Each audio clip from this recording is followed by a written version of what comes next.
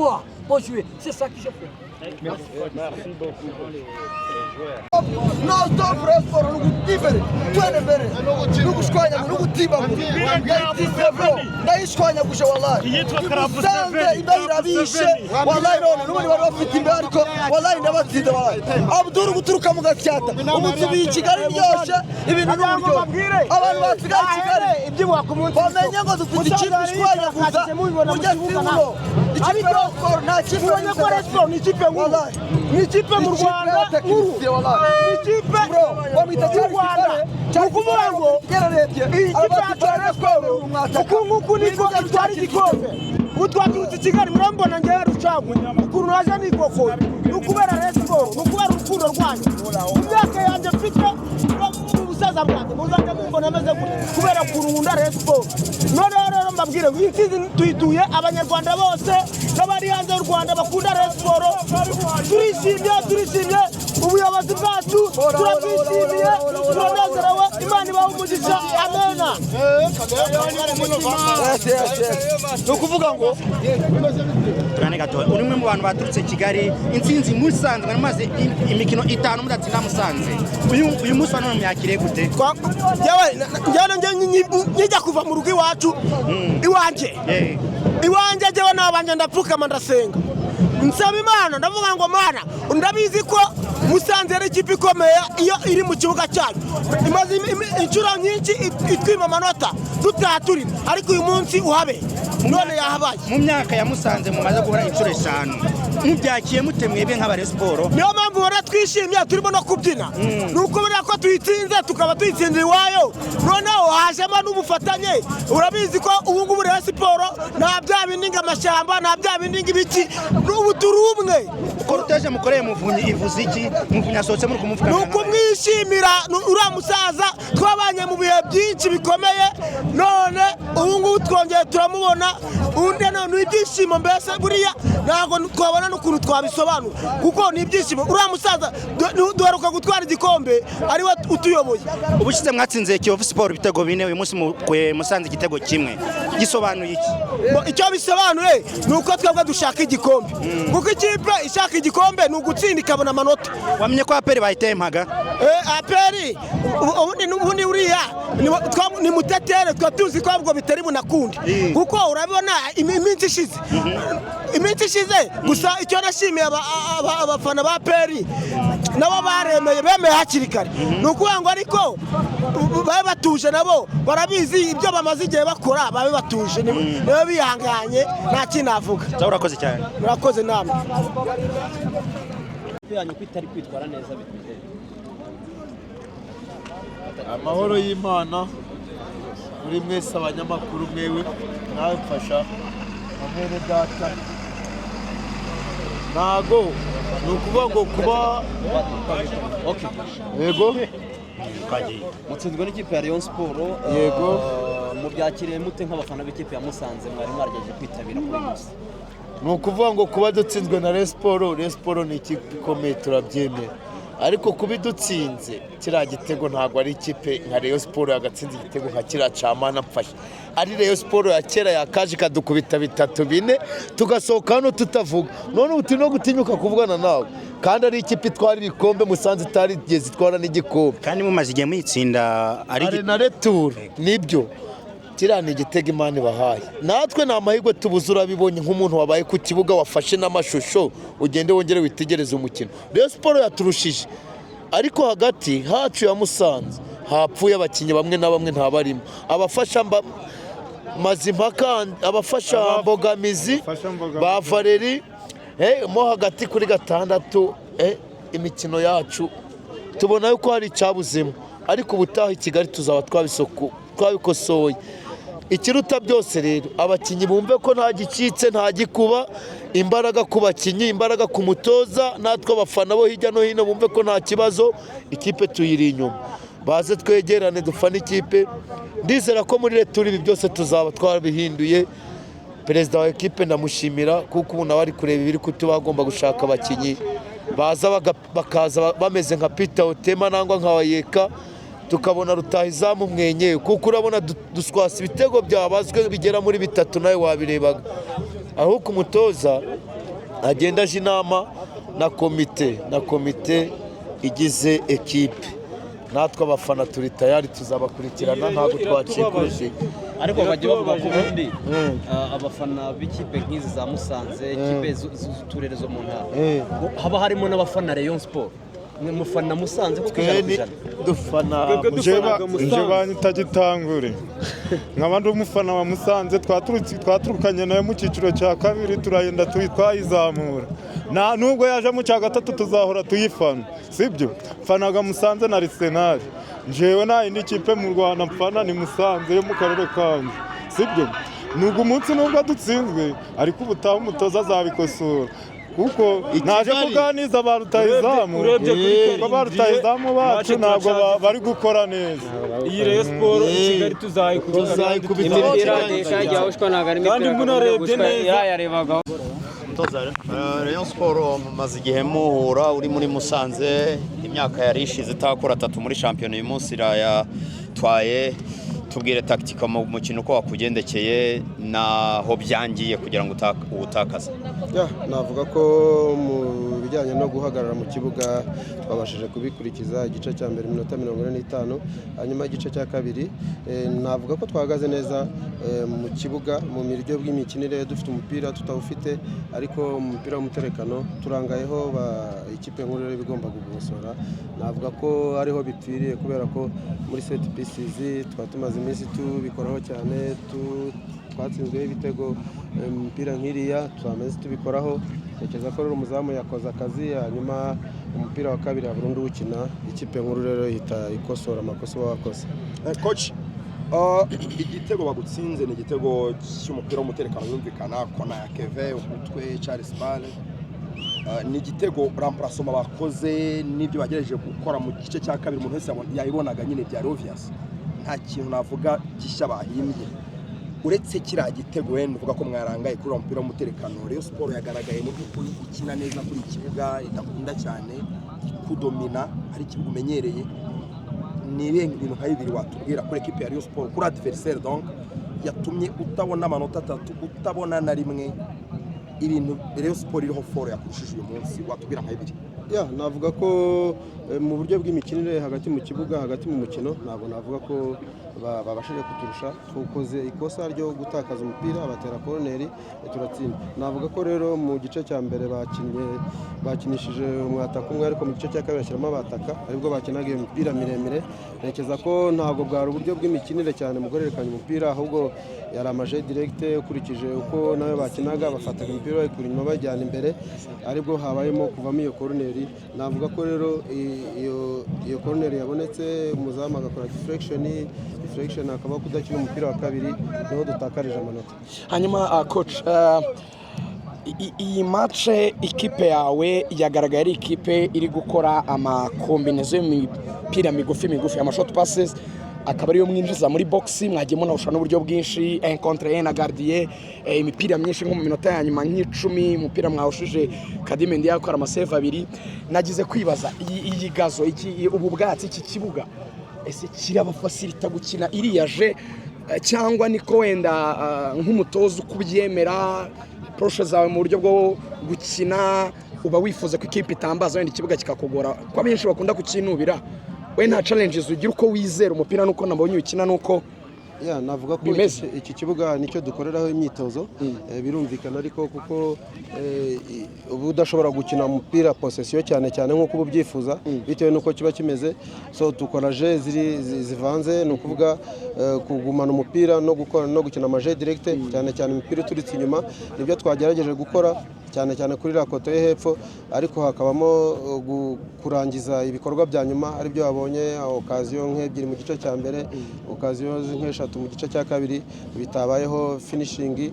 Ubwo rero ndatekereza ko nakazi k'abatoza, nakazi ko gukora imyitozo kugira ngo byibuze imipira tubonye imbere hariya izamu tubashe kuyijyaza umusaruro. Kuri ba rutayizamu ndagira ngo mbwire mwatakaje rutayizamu umwe mu beza ngiye mperutse kubona muri shampiyona y'u Rwanda wagiye muri Police, umunya Nigeria Peter Agbrevo. Ni departement nkurikije ko nababonye mu gihe cyashize bafite ikipe yari imeze neza za mu myanya ine ya mbere. Ntabwo nabonye icyo kintu nyine cya fire power satirana nyine agresivite ngo ubone ikipe iraryana. Ntabwo utekereza ko hari ikintu ikipe yagufasha mu kwa mbere muri iyo departement y'iro offensive surtout kuri nimero 9? Ya nibyo koko dukeneye ko mu kwa mbere ko twakongeramo izindi ngufu cyane cyane muri departement y'imbere kubera ko nibyo nk'uko bivuze twari tumufite twagerageje gushaka abandi ariko barimo kugenda baza gahoro gahoro no kugumya gukorana nabo kugira ngo byibuze turebe ko ari cyo bakwiyunguraho mu buryo bwo kurangiza imipira yo mu izamu. Hanyuma ubwo rero mu kwa mbere birumvikana aho ufite intege nkeya niba ugomba gushaka kugira ngo uzongere. Ndatekereza ko ubu tugenda tubireba nyine kugira ngo byibuze tubashe kongeramo ingufu. Ese coach equipe wari ufite umwaka ushize w'imikino, equipe mu by'ukuri yamaze sezo yose mu makipe 3 ya mbere, mwaje gutandukana n'umutoza Migi aragenda usigara na Jafeti, ariko nanone kuva icyo gihe Musanze FC ubona ko uburyohe bw'umupira ikina, amanota ibona, ubona ko byahindutse. Fana nawe nganira no mu by'ukuri bavuga ko equipe isigaye imeze nkaho ari urugingo rwayomotse. Urebye ubutatu butagatifu mwari mufite, twajyaga duhura uri kumwe na Migi kugaragiye, ari kumwe na Jafeti ahagendeye, sinzi niba twabihuza tubwire n'umupira ubona ko asubiye inyuma pe muri Musanze FC. Nawe nta kintu kumbuye mwari mufite sezishize cyangwa ahandi hantu byaturutse ni karite y'abakinnyi cyangwa n'ubuyobozi butabari inyuma n'iki cyabaye? Okay, navuga ko sezo 2022 na 2023 2024 2025 ni sezo zitandukanye. Abakinnyi bashya, abatoza bashya, urumva ko umusaruro ubona muri sezo yashize ntabwo ari uteganya gushaka kubona. No kuvuga abakinnyi bashya baje mu maclub atandukanye, abatoza bashya baje mu maclub atandukanye, biba bisaba rero kugumya gukora cyane abo ufite kugira ngo byibuze ugumye maintain iyo resultat. So ntabwo nabihuza rero n'ibyo ngibyo, ahubwo navuga ko ni sezo zitandukanye, abakinnyi batandukanye, abatoza batandukanye, ambition amakipe agiye afite bitewe nuko yari yatangiye sejo isije. Navuga ko muri ariyo mpamvu wenda muri ibyo ngibyo. Uburyo bw'amafaranga bimeze neza, ubuyobozi amafaranga nta kibazo muri Musanze. Baravuga ko ngo equipe itagikize nka mbere, ngo itagifite amafaranga menshi, ngo ukuntu ngo yagabanutse. Oya, ibyo umukozi wa Musanze asabwa arabibona kandi ku gihe. Nahoze nganira n'umwe mu bakozi b'ikipe ya Musanze FC ambwira ko na staff muri rusange mubiziranyeho mu buryo buri interne ko harimo ibyuho by'abakozi batarimo. Coach niba wenda atari umurenzaho harimo ako kantu kuko staff ituzuye, batoza se no mu bagaragira abatoza kugira ngo equipe igire ubuzima. Ya muri ndavuga kuri departement technique iri Musanze ifite umutoza mukuru, ifite fitness coach, ifite umutoza wungirize, ifite medical staff, ifite kit managers, ifite team manager. So ntekereza ko kuri departement ya technique ntekereza ko twuzuye. Abo merci. Merci byiza ubwo amahirwe masambo mu kintu tazi. Cyane twa Emi Oji from Giscard Mall, fana wa Rayon Sport wemewe. Murishimye biragaragara cyane ubona ikibuga nk'iki ngiki cy'intabire kugikuraho amanota ari ibintu bidasanzwe, ni ibintu bikomeye cyane. Ubona ko Musanze yari yateguye yakashije yacisha amafaranga y'ibirenga, ako twebwe nk'abariyo ku mutima. Giscard Mall kugeza gupfa. Ushatse kuvuga ko mutsindwa na Musanze kwa kwiba yatanze amafaranga? Oya, ntutwe kwiba yatanze amafaranga, ahubwo iba yonde bakiniye kuturusha, ako twebwe no isigaye arandadogwe kuri twebwe. Twebwe turi ikipe ikomeye. Musanze ntabwo iri ku rwego rwacu bundi. Mwari mumaze imikino 5 mudatsinda Musanze FC. Uyu munsi wa none mu byakiriye mute ku mutima yanyu? Turishimye cyane, ariko usiye ko atari n'itanu, ariko ubundi ujya gusimbuka neza. Ari na retro babatsinda. Ujya gusimbuka swima gasimbuka neza kandi uburyo uranze ukitegura, wangize ukaza ukubita mu cico wahuranye. Burya igitego kimwe kitatetwa. Twayizibije buriya ntabwo bizongera gusubira. Murakoze. Benjamin from Giscard Mall. Uko mbyumva iyi kipe yari twayirushije kuva ku munota wa mbere kugera ku munota wa nyuma. Twagombaga kuyitsinda, byagaragaraga ko turi buyitsinde. Cyaba kimwe cyaba bibiri byagaragaraga ko turi bitsinde. Murakoze. Mwayirushije iki? Mwayirushije twayirushije kuva ku izamu kugera ku imbere. Umutoza wacu yabikoze neza, akora remplacement igihe gikwiriye, ashyiramo Charles Bare. Nicyo cyero cyatumye yabarushije tactique, kandi tactique mu mukino irakonta.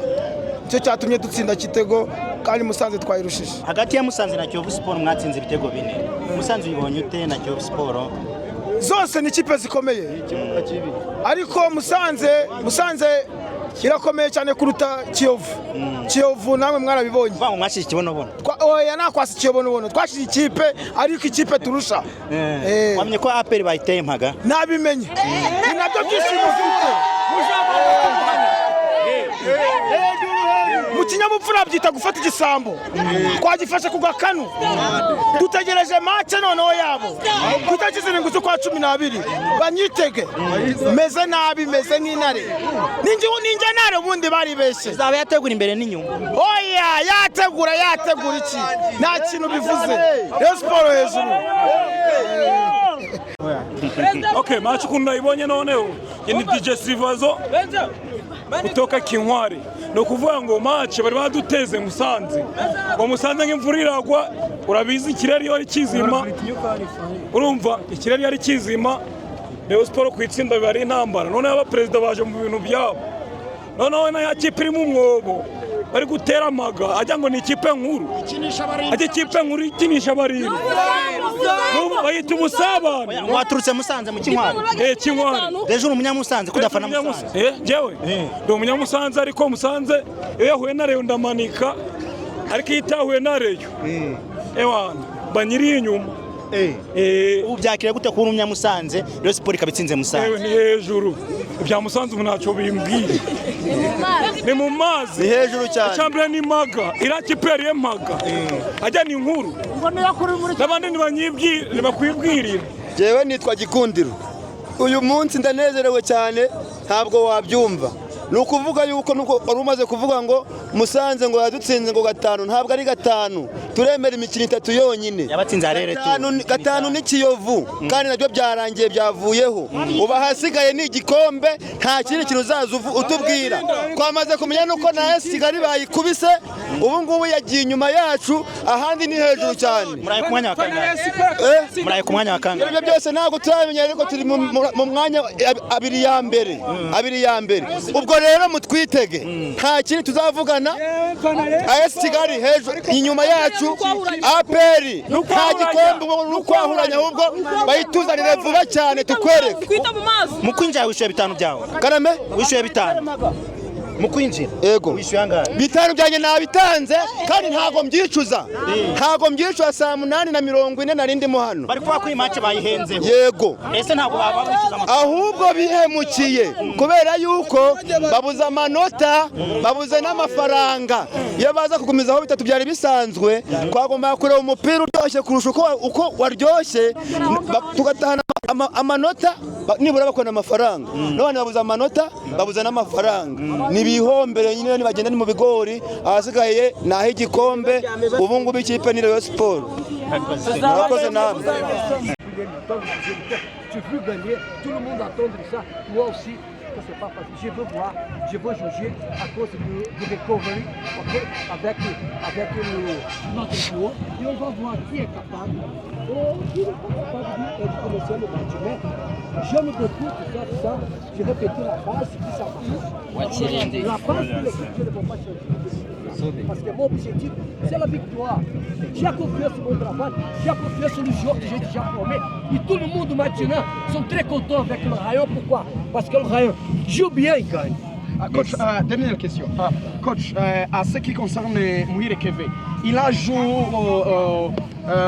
quelques matchs, je peux dire, donc c'est presque 4 ou 5 matchs dans 2 semaines. Dans l'équipe nationale, dans l'équipe de Rayon Sport. Est-ce que, à ce qui concerne la fatigue de Mouire Keve, votre capitaine, oui. Votre avis? Je vais te dire une réponse très vite, c'est original. Qu'avant, c'est un exemple pour nous, de nos idées. Et il n'est pas blessé parce qu'il est très fort ici. Ouais. Merci. Merci. Coach, merci, félicitations. Hein. Merci à tout le monde, merci. Et Jikaka, c'est mon ménager après le match.